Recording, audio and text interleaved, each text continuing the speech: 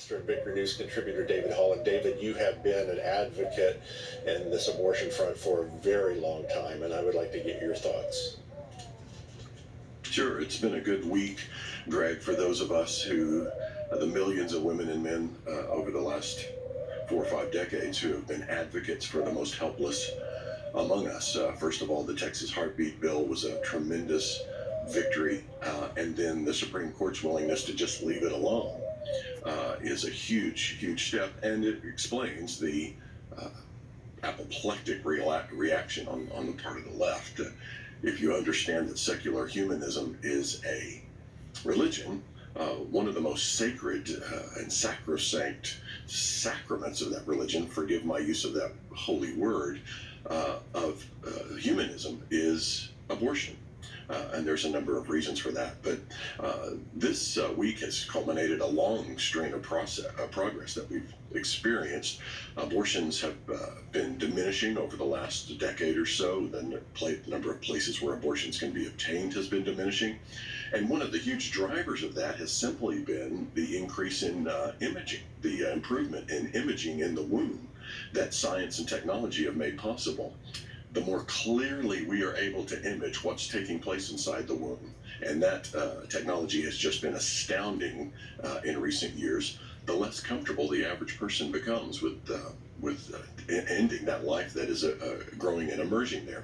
So we've already seen the slow, gradual diminishment of abortion, and now this most recent step has been really, really exciting and encouraging. Nancy Pelosi once said, and I'm paraphrasing her here, she was talking about the conservatives and the Republicans, that everything about them is pro-life and it's not abortion. And she was kind of echoing that same thing. She can't understand why that is central to us. Why is that central to a believer?